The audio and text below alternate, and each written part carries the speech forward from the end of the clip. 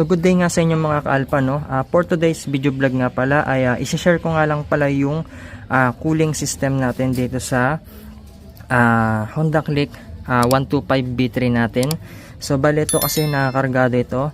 So ito yung top 6 na best accessories na pwede nyong ilagay kahit na stock yung makina or kargado. So unang-una dito mga ka-alpha ay yung Koso Super Cooling Fan.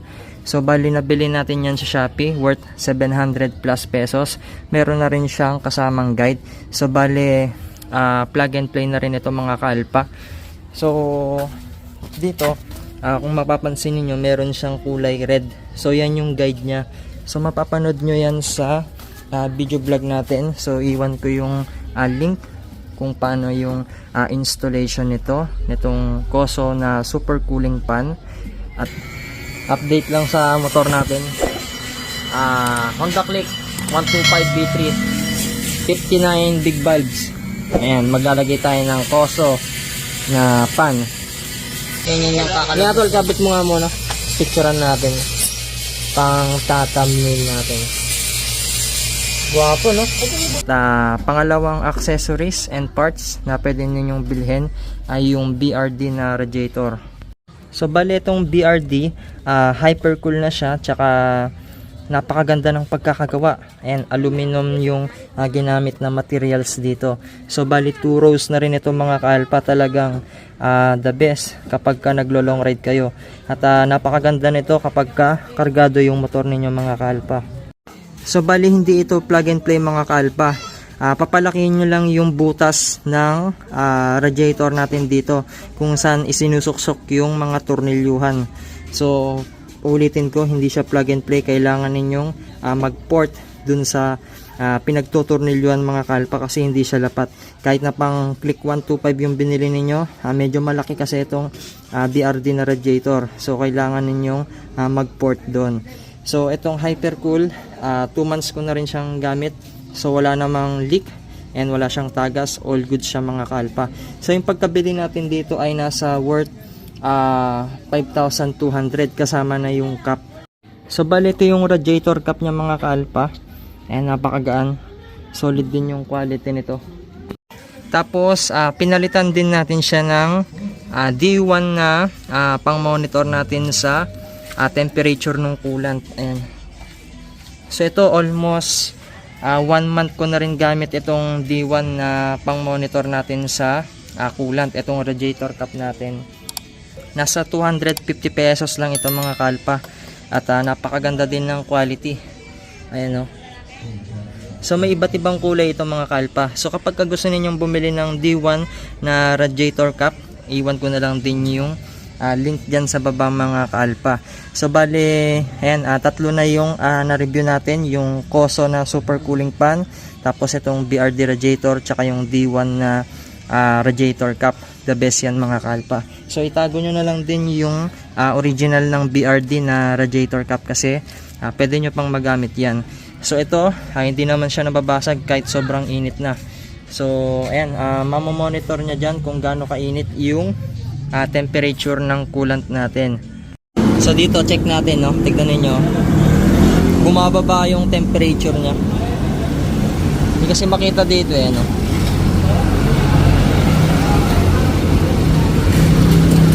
Mamaya tatanggalin natin yung radiator cap para makita natin.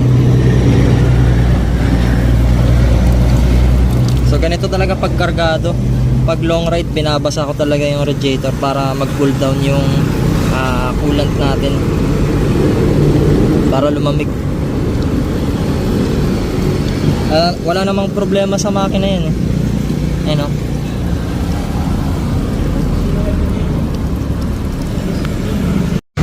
So hindi ba na kanina nasa 80 siya, pero ngayon nagdadrop na siya sa 40 diba?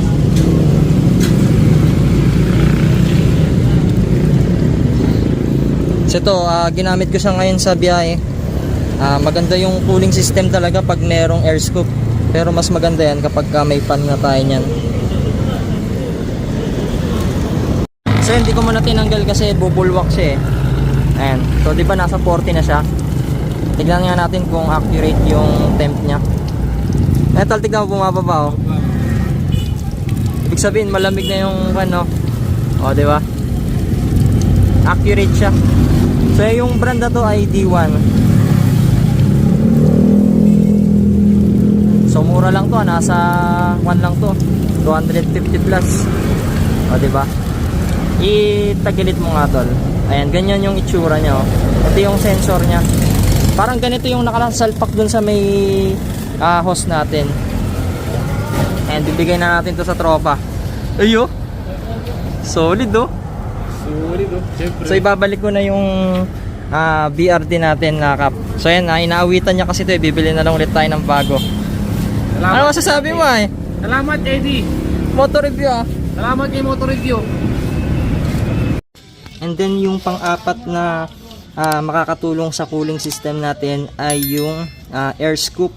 So bale ito, legit carbon to mga kalpa. Plug and play lang din siya. So binili natin ito sa Indonesia. Ayan, no?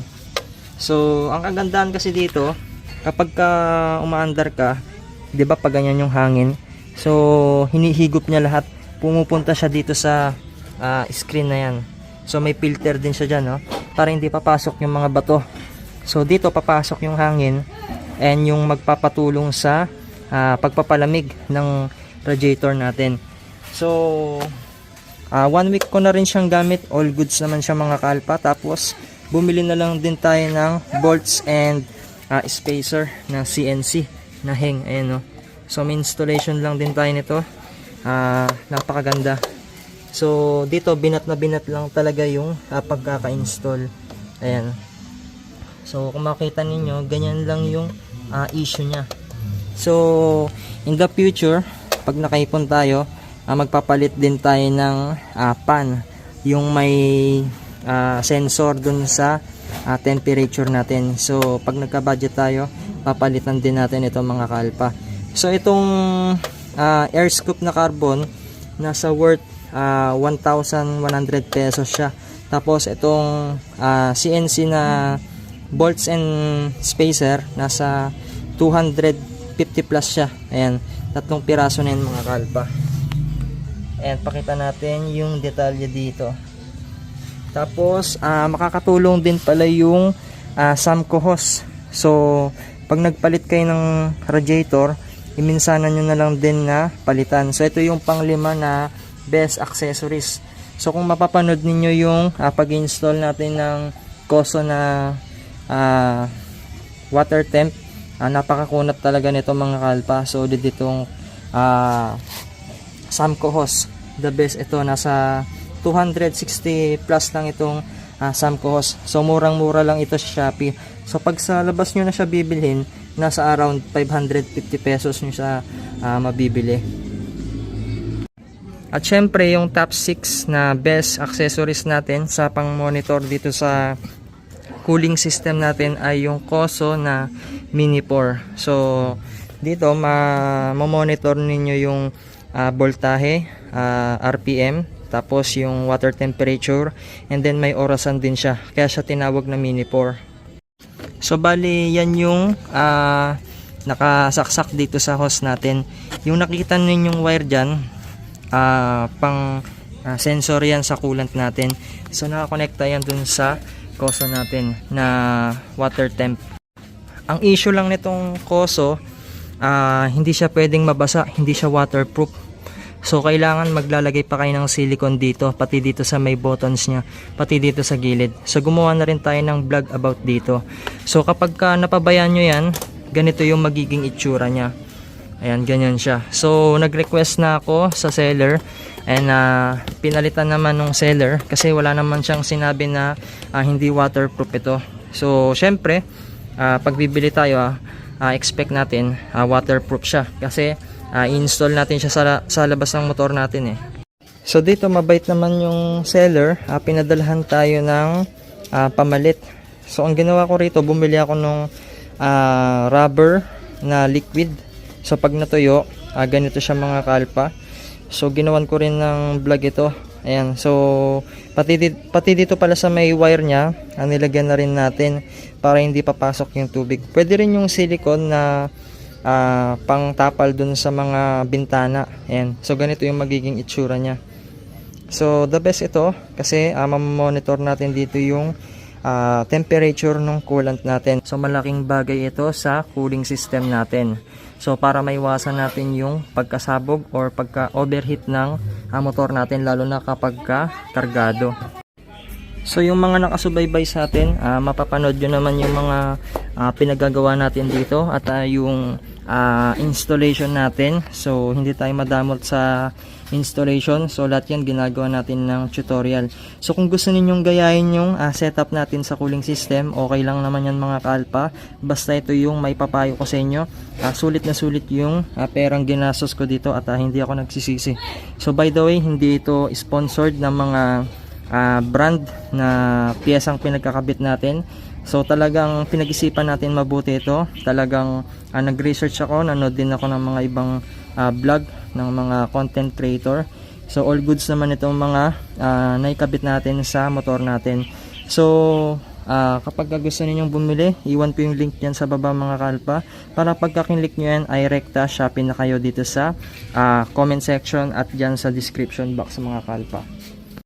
So yun lang, huwag nyo sana kakalimutan na mag-subscribe sa channel natin and i-click yung notification bell para sa tuwing nag-upload tayo mga ka-alpha ay lagi kayong ma-notify updated. And thanks for watching and goodbye.